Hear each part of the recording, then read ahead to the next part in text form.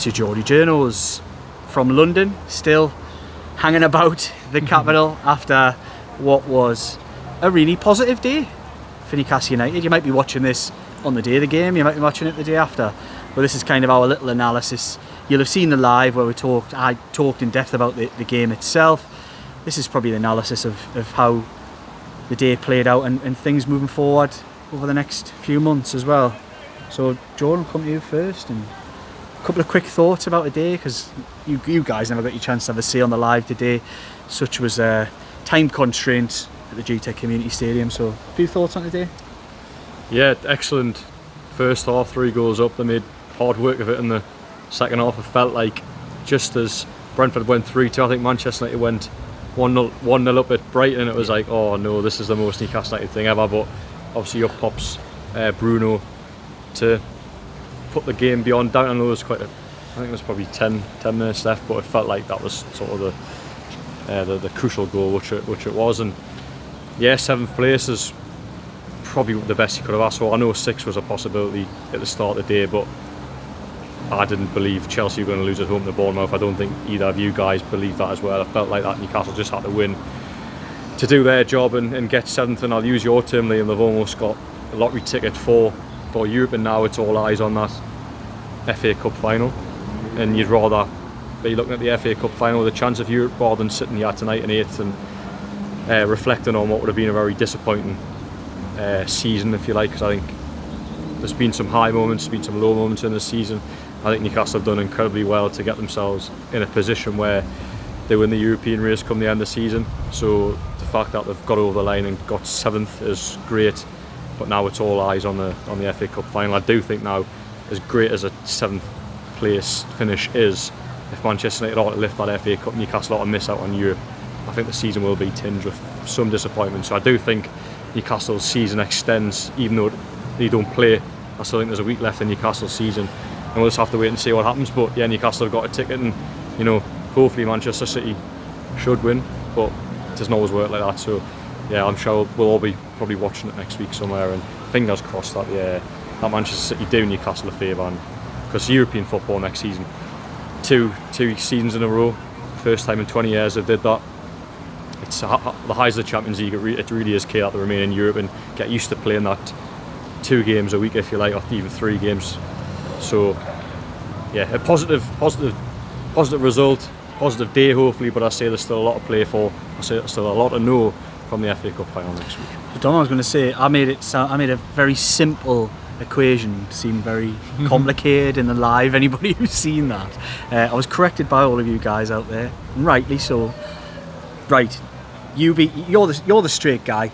Okay. Put it straight and tell everybody exactly what has to happen. And there's only one equation now. Yeah, I think most people will be aware, maybe except you, because Newcastle 7th place. We would have said from an early point in the season 7th may even be enough for Europa League football, when it looked like maybe 5 teams could get Champions League. But yes, 7th place will only get Europa Conference League football, which will be a qualifier as well. It won't go straight into the group stage. UEFA Conference League. Yes. What did I say? Euro. That's what it's called. Is it? Yes. Is it called Europa Conference? God, you know nothing about this. I'm Newcastle could be in it. You're just here for the right. I'm useless. I think they're changing it, to be fair, to UEFA Conference League as of next season. Yeah. Okay. So you're not wrong. I was right. Yeah. Manchester City win the FA Cup next weekend. Newcastle will be playing in the Conference League next season, which I think from a very early point in this season, if you were offered Newcastle finishing 7th, getting into Europe, staying for a second successive season, you would have taken it. And certainly probably as recently as March, February time, it looked like that was a long way off. That West Ham game when the 3-1 down, we're thinking the season is done here. And fair play to Newcastle, they've turned it round, they've picked up good wins. Another away win today, which at one stage they couldn't buy a win away from home. They've got away wins at Burnley and Brentford, convincing away wins in the past couple of weeks as well, which has been important in securing that top 7 finish. And I think when you look at how the season's played out, the injuries Newcastle have had, the dark days in terms of certain results, I mean, you probably feel a little bit frustrated by certain results. You pointed out the fact Luton and Everton combined, Newcastle had taken 2 points out of a possible 12 from those two games in particular. So yeah, there is a sense of frustration and unfulfilled potential, but when you look at the injuries and the way things have gone this season generally for Newcastle, the fact that we're competing in Europe with, let's be honest, a squad that was just not up to scratch for Champions League football. Certain players certainly were, but as a squad, not really. To actually have probably a 75% chance of playing Conference League football next season, I think that's a good season for Eddie Howe. And Eddie Howe said after the game he was really, really pleased with how the season had gone, and he thinks they've actually shown progress based on last season, even though the league table may not suggest as such. They have. Look, I've not heard those comments from Eddie Howe, but I'm interested that you've said them. That's not true, by the way. No, I think he's got to see the positives, but I don't think a team that once conceded 30 odd goals to then suddenly conceding 60 odd.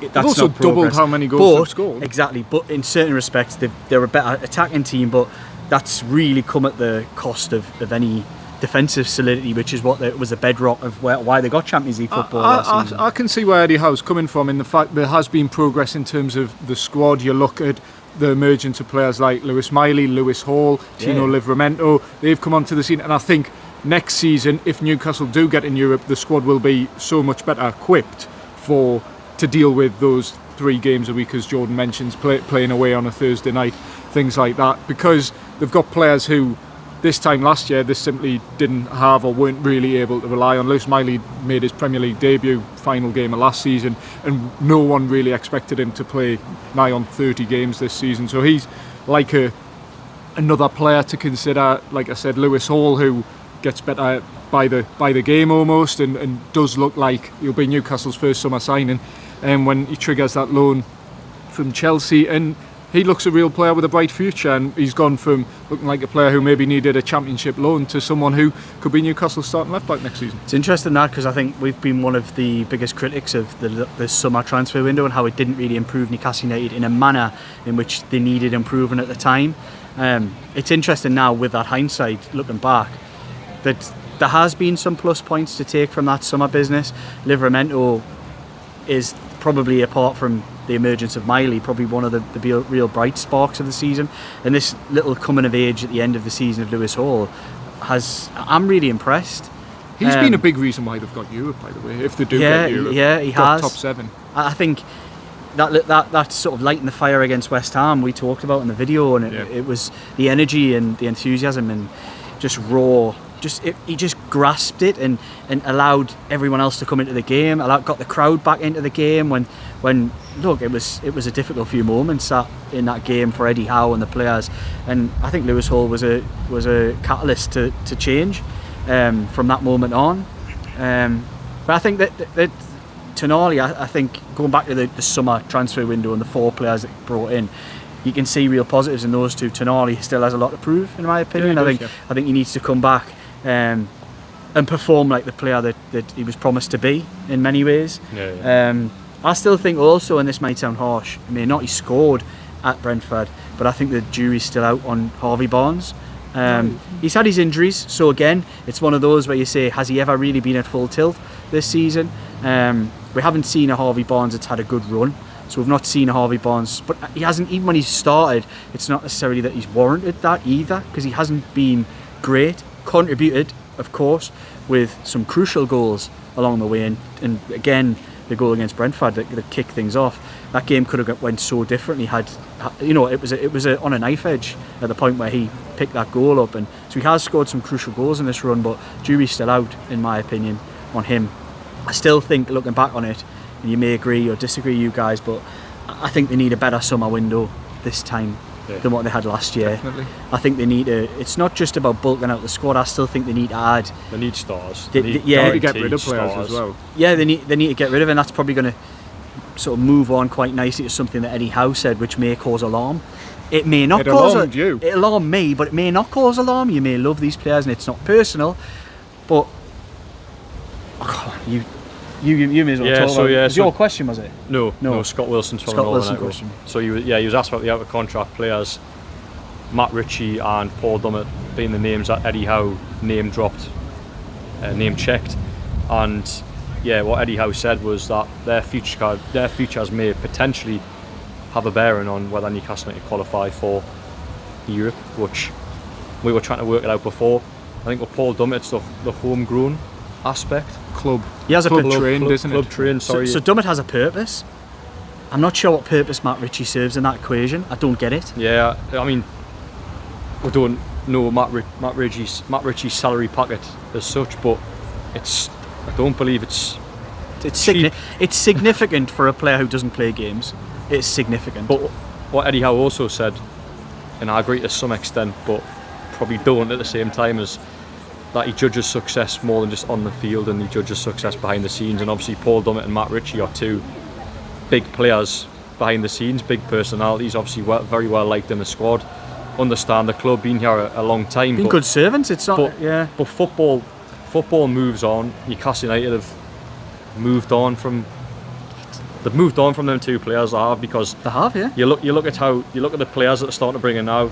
Isaac, your Brunos, the gulf in class between the top and the bottom half of the squad is massive. And Paul Dummett and Matt Ritchie, no disrespect, fall into that bottom category. They haven't played enough games this season. Paul Dummett came on and against Everton from the cold, ended up conceding a penalty. Matt Ritchie scored a goal against Luton. Bournemouth. Yes. Sorry, it was Bournemouth. Sorry, I'm glad you corrected us there. But that's their. So there's been small contributions there, Dummett, Carabao Cup, etc. But they've only got game time because of the injury crisis. I don't think them players will be making an appearance this season if Newcastle had another amount of injuries they've had. So I don't see the purpose in terms of playing wise why you'd keep them. So understand Dummett to some extent because of that club trained aspect, but do you keep a player just because of that? I mean, it's quite an expensive thing to do, where it's, we'll give Paul Dummett a new contract on however many grand a week just so we can pick an extra player on the UEFA Conference League, for example. So yeah, I think I do think both players probably will be let go, but I do at the same time I think Eddie Howe wants them to stay. I think it's almost like a club decision where it's like, do you want them to stay? Yes, I like them as characters, but then the right thing from a club point of view is to probably let them go. I saw it as a bit of a tribute to them as well. The fact he name-checked both players and they've been great servants to the club, speaking to them like almost in past tense. Right. So I thought that was telling, but then he did go on to say, like Jordan mentioned, their contract situation could be dictated by Europe, which I think is particularly pertinent when it comes to Paul Dummett, because if Paul Dummett isn't in the squad, Newcastle can't physically name another player, if you know what I mean, because they have to name a certain number of club trained players, and if they don't have that, then it's one fewer person in the squad. Yeah, so that's why he was in the Champions League squad this season, whereas Matt Ritchie wasn't. So there is all very complicated. A purpose to Paul Dummett in terms of the Conference League, and you'd imagine if Newcastle were in the Conference League, certainly the group stage games, early qualifying games when they go into God knows where, Paul Dummett would at least even warrant getting on the bench, maybe even a few minutes here and there in the Conference League, but we'll wait and see. I think Paul Dummett makes a little bit of logic, but if we're being honest, Newcastle need to progress, and we've said a few times on our videos that Paul Dummett, Matt Ritchie, these players, if Newcastle are serious about being a European side, competing at the top end of the Premier League, these players are on borrowed time really, and when their contract ends this summer, they probably shouldn't be offered a new one, or if they're offered a new one, it should be on significantly lower wages than, particularly in Matt Ritchie's case. Not really sure as much I can add to that. I think I kind of agree with both of you, that I can see there's reasons as to why we'd want to keep them around, but a football club won't progress by standing still, and I would feel those kind of moves do make you stand still. Yeah. There's room in the squad anyway, you could still add players, but I just think it would send a strange message. That's all I would say, and it wouldn't be the kind of deals to kick off a summer that would lead us to think, and fans probably think the same, that it wouldn't be the kind of start of a, I don't know how to say this. It wouldn't set the bar very high. That's all I would say. Yeah. Does the conference, what was it, the Europa Conference League, is that what we're saying? Just call it the Conference League. It will be from next season. Right. The Conference League. Does it have a song? Because I found I think it's the same as Europa League, you know. What's the Europa League song? Oh, It's been too long. It's been too long. I don't know what it is. I mean, I think the Europa League song, off topic, is better than Champions League. That's a controversial opinion. A controversial opinion. Very Sorry. controversial. Right, the Champions League one is iconic, and we've heard it in the San Siro. It was beautiful. But the Europa, in terms of an actual song, Europa League is a bouncing one. Is it? Honestly, it's class. I'm going to find out after this video. I'm going to go and search play it. Yeah, we'll Find it. Can you? Do you think you'll get? Nah, I'll get Nah, struck you off. might get struck. I'll play Do it again. No, I'm not doing it again. I wasn't listening now. So I was thinking. I'll Watch play the it. video back and Aye. rewind it. Liam. Yeah, I'll play it on the train. Right. I look forward to that. Yeah, Because I can't listen to the Champions League song. because it hurt Makes you. you cry. Yeah. There's an I don't know what advert it is because I look away. But there's an advert. Just Eat. Is it? Do they play it? Possibly, I There think is- there so. is an advert now. Keep jumping on all the time about the Champions. The bloody Champions League music. I'm like, Tweeted about Newcastle this weekend. they The did Champions actually. League, it was bizarre. They're just farming for comments and interactions, aren't yeah, they? they are. Because they know Newcastle fans will just dive on that, which I'm sure they probably did. Like I did, because I also did that. A couple of bits and bobs to tidy up from the press conference and the game itself. Two key pointers that came up in the live, which people kind of wanted the questions answered. One was, what is the situation with Sandro Tonali? Can he potentially play in Australia, and where is he? The second one, similar, Gordon for different reasons. How is Anthony Gordon and what's going on with him? I mean, those were mostly your questions, and then I asked about Gordon a little bit, where Eddie Howe said he wouldn't be travelling to Australia. Anthony Gordon suffered obviously a calf injury at Manchester United from that tackle from Sofian Amrabat, kept him out today. So Eddie Howe doesn't think it's serious, so in terms of the Euros, still has a chance of that, but he won't be travelling to Australia to play those two games in Melbourne against Spurs and the A-League All-Stars. In terms of Sandro Tonali, he sort of addressed it without properly addressing it. Yeah, so I asked them if the squad that were present at the GTEC Community Stadium today would be the ones that were travelling to Australia, and he said yes. He said there might be a couple that drop out through injuries, etc. Chair. Fabian Chair being one of them. Yeah. Was he alright, or was there no? He said hamstring. Yeah, Hamstring he again. looked like he sort of went on a run up the right hand side, linking with Trippier, and he grabbed for his hamstring. You could tell. Yeah, Sandro Tonali wasn't mentioned, so We think Gordon's alright though. I think he's going to be alright. well, I think he's going to go to probably go now for a Euros spot, place, yeah. which Yeah. I understand, to be honest, because Newcastle, I mean, they coped well in his absence today, and I think from a personal point of they view for Gordon, as much as probably better for Newcastle to have him available, such a big game, but they cope without him, and Gordon now will be able to rest up because we expect him to get a Euro call up. I'd be shocked if he didn't, but then again, it's Gareth Southgate we're dealing with here. So. He was here today he at was. Brentford. And he'll be impressed by Nick Pope. Yes, I think there's excellent. no doubt about that. Excellent. He made 2 or 3 really, really good saves. That's what Nick Pope gives you at Martin Dubravka, doesn't it? In my opinion, it's Nick Pope Oh, was barely being called into action. He's pulled off 2 top-class saves. One One in the from first Tony half, was and then that. incredible. Which and then one? it was The header? The header. But it was one the first half as well. Was it? His Was feet. it Tony as well, or I was it? thought it was Mbeumo? Mbeumo, was it not? Tony. Yeah, I thought it was because Mbeumo played him in. Yeah, it was Yes, Tony. sorry, yeah. And then of course our header as well. And then I think there was a strike that strike into the corner, bottom right corner. Who scored that one? Listen. Yes, that was a great. He's getting nowhere near that. Yeah. But yeah, you just see the difference between the two goalkeepers. I actually thought Nick Pope's distribution was alright today as well. Yeah, I kept saying that. Because He did. Good Because kick. every time you said that, he misplaced one, didn't he? well, to be fair, he'd done a Nick Pope thing where he kicked out a player a couple of times, but His first kick was incredible. that happened a few times where the kicks, because Newcastle usually play from try to play out from the back. Nick Pope was just pumping it long, and the long balls at the front into the front three in Newcastle, it was causing Brentford all kinds of problems, Yeah, second it was. balls, etc. So to have Nick Pope back between the sticks today, I think you've seen the. Again, I'm not going to sit here and state Martin Dubravka. I think he's done all right, but Nick Pope for me is obviously levels above, and I think that probably showed today, to be honest. I thought it was good to see Fabian Schär back as well. A few of our colleagues actually said Fabian Schär didn't have a great game, I thought he but did. I thought he had a really good game. I thought he was really good Dealt first with- half. I mean, dealt second with half Tony, when Newcastle sort of backs Maybe. against the walls a little bit, conceded a couple of goals. Yeah, fair enough. I thought first half he was brilliant, and like it was a real welcome return for him. And Burn was the bag of nerves next to Yeah, him, I he was, thought. I don't think that was his greatest game. Lewis Hall, like I said, keeps coming on leaps and bounds in my opinion. Yes, rough around the edges, but he's you can tell he's a decent player. Emil Kraft held an end up, didn't he? He I don't know what did he a job. Did Did a job. I think I wrote in the player ratings. He was Solid. neither good or bad. I think he probably touched the ball about 3 times in the first half. It was funny on the right hand side when he tried to carry the ball forward and left the ball. Remember that? Yeah. So that's something that's loud. That's hot. But Midfield had much more balance with Joe Linton being in there. I Joe think Linton I thought he was brilliant. same- Mr. Sitter. Apart from the Same sitter. classic Joe Linton, wasn't it? that's his trademark actually. Once a month, Joe Linton will miss one of the biggest sitters you'll ever see, and he obliged again today. That's no reflection on his quality, because I thought he was a proper.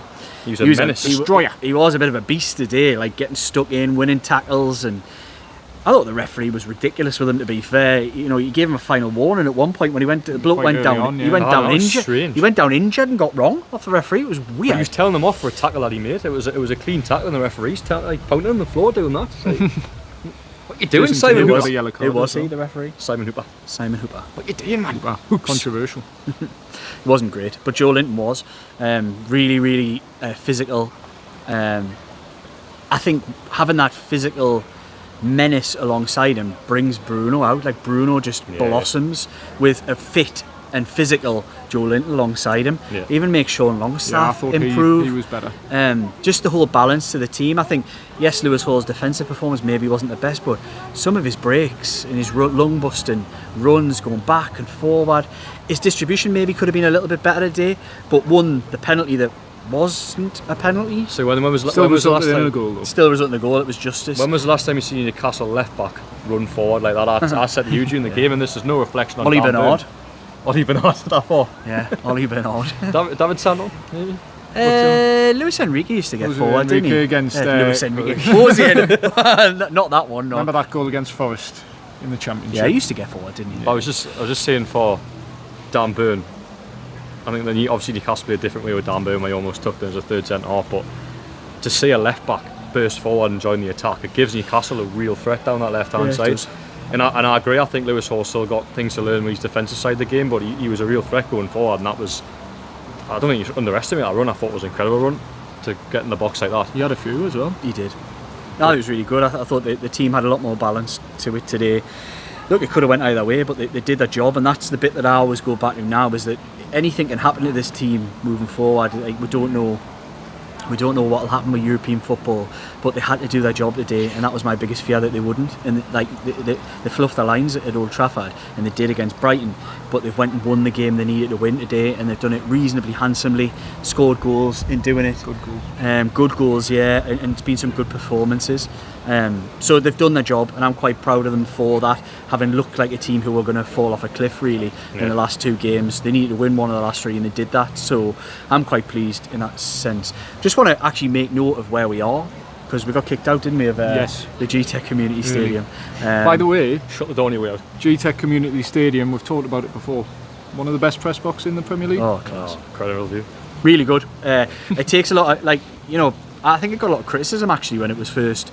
The first pictures came out, was people think it was like a Meccano set, didn't it, and stuff like that, but I think it's a really smartly done Perfect for stadium. Brentford, isn't it? I think Yeah. it's a great stadium. It is, really stylish. I think there's a lot I like about it. And a nice part of London as well. Oh, as fantastic. you So can see. this is where we are. That's Kew Bridge Yes. behind us. There's some flats in front of it. People watching on Yeah. my balconies. Yeah, incredible. And the Geordie journals holding court around here. Everyone's watching. couldn't film that I way, think they're sunbathing, but maybe not. They're definitely catching the last rays as the sun goes down in London. Sun go down on our season as well. I mean, Yeah, I mean. would you have sort of, taken 7? Yeah, the I think at the start? start of the season we were predicting probably Europa League, Conference League.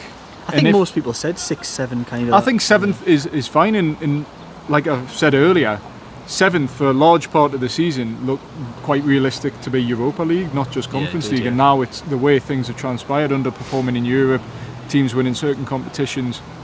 It looks like now it's a likely chance of Conference League, but may not be anything. But I think it represents a good season regardless for Newcastle, and you just hope, for the club's point of view and for fans' point of view, our point of view, that they're playing in Europe for a second successive season. So yeah, just to be right, Manchester United can't play in the Conference League, can they? No.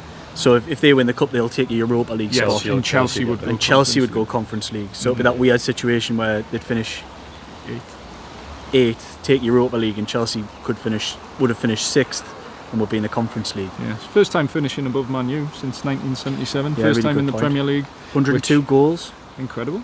It's been a really goal-laden 85 in the Premier League, season. one of the top scorers in the division. 25 goals for Alexander Isak in all competitions, which deserves First a time shout. since Shearer. Yeah, deserves a shout out. He was really, really good again today. Goal and assist from him played a part even in the fourth goal scored by who I think, in our opinion, man of the match. 10 out of 10 in the Shields Gazette and Newcastle World as well. Did you? Both 10 got out 10 of 10. Well, just so he's Yeah, grabbed the game It's by final the day of the scruff of the neck. season. Let's just Yeah. roll out a 10. When was the last time off at a 10? Come on, Bruno. What a guy and all. Putting the bucket hat on and that when he scored the it's a goal. great celebration. Honestly, he's just a, He's Mr. Newcastle. He is. And hopefully it Yeah. stays that way. and I hope he pulls on the black and white shirt again outside of Australia.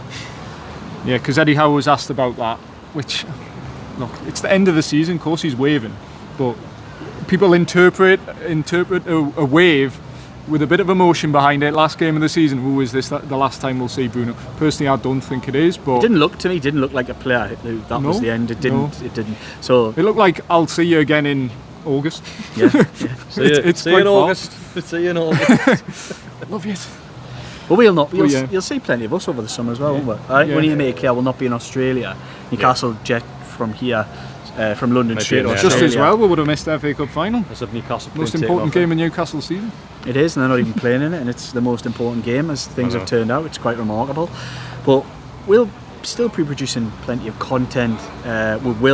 These two guys will be in Japan. Lots of As things stand. yeah. If we get our Chinese visa sorted, which you scared me with today. I wound him up saying, "Where have you got to land? Shanghai." or something? Shanghai, I went, yeah. "I hope you've got your Chinese visa," and he proper It's bought like, it. Oh, no, you don't have to. No, you don't, because I've done transfer and flights before. China's different, Jordan. Well, It is. as long as you don't leave the airport, you're all right, I think. No, you need your Chinese visa. Right. You need your Chinese passport, I think. The viewers know. You don't need a visa for Japan. I checked that. No, you don't. Needed Okay. one for Australia. I got one sorted for Australia. I was prepared, but Did you? yeah. It's easy enough. You just send an Didn't email. tell us that, did he, Liam? Didn't tell us that. No, I was never going. We were Sadly, never going. It was nipped in the bud very quickly. It was. Sadly, the budgets did not allow for that, but they have allowed for Japan. But we'll still be doing plenty of content. Really interested to see what your thoughts are out there. What do you want us to do through the summer months? We will quite happily answer that. I've seen some shouts for transfer videos, this kind of thing. We'll try and keep the output up. I don't see any reason why we couldn't continue with maybe 2 videos a week just to keep things going. It might drop down. There might be not a lot to talk about at certain points, but it'll be good to do. We'll find something. We'll find a way. Yeah, we'll We'll just find a waffle. way. We always do. So yeah, a little bit of a shorter video today, but we've got to get going. Shorter haven't by our standards. It yeah. is. We've got a train to catch. we? We've got a train to catch, so We do.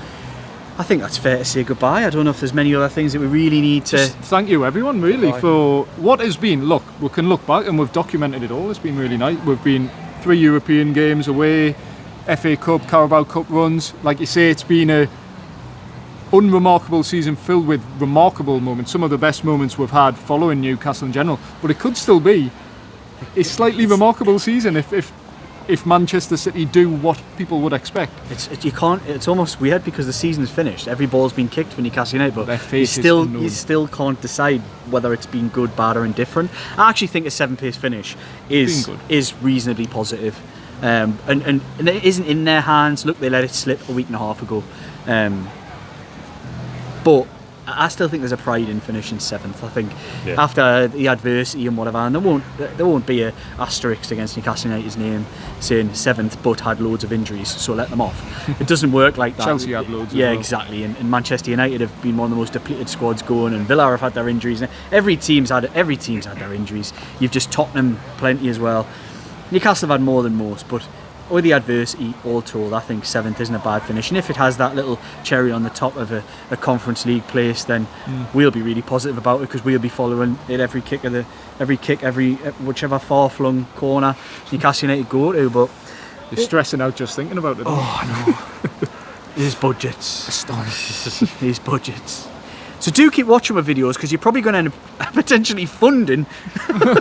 Make sure you watch all the adverts that pop in, the annoying adverts. I'm sorry. We don't have control over We them, don't. by the We way. don't. But do watch them because it does mean a little bit more in the Conference League pot, should we need it. Coffers. Yes, the coffers. Conference League coffers. But yeah, I echo that, Dom, what you said about the thank you, because it has been a real positive for us being able to do these videos and have these conversations with you guys and build what's felt like a little community actually, where we interact with each other. Well, we saw people last night who recognised us. We which did. We should probably apologise for. We're really drunk. If we came across very drunk, we were very drunk. We had kind of like an end of season do, didn't we? Yeah, it was. Yeah. It was probably my worst live before. I did a live, and it took us about 10 minutes of stumbling to actually get into me rhythm. Well, before the game, you and me were not Wiped out. Falling asleep, these guys. Yeah. It was Hey Jude got us pumped up because Hey Jude, the shout out to the Brentford PA DJ. Oh, he was good. The best in the Premier League, best press box aside from St James's Park, best PA guy. Played Hey Jude, full. Did the full song, didn't he? It was Yeah, really and good. it was the full stadium singing it. Obviously, Newcastle singing their rendition. The 1,700 travelling fans today will have enjoyed a nice, warm, sunny day in West London. And yeah, I think that got everyone pumped up, and it was a good game of football. The Hey Jude actually gave me goosebumps, you know. Did it? I don't know Because he why. muted it, and then everyone sang it. It was great. Ah, It's a shame we didn't catch it on video. It was good. It was great. Anyway, is that all? Thank yous. You want to say anything? I'd echo your thoughts A of lot of echoing today. We're all in agreement.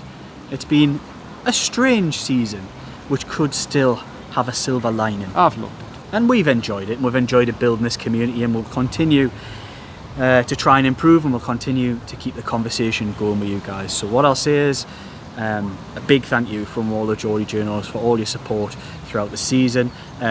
Keep coming back, and as long as you guys keep coming back, we'll keep doing these videos too. Right, so it's a big thank you from us. Like, comment. Liam, sponsor. Oh, sorry, yes. As you'll see in one of these One corners. river. Yeah, It's one river there. Add another three. from a very famous one river, the Thames. Four Rivers Financial Planning is the Geordie Journal video sponsor. Check them out. All the bits and bobs will be below the video in the bio. Do contact them if you have you want any pension or investment advice. Yeah. Time to go, innit? Yes. Time to go. Right, like, comment, share, subscribe for all of your Geordie Journals content. Good night.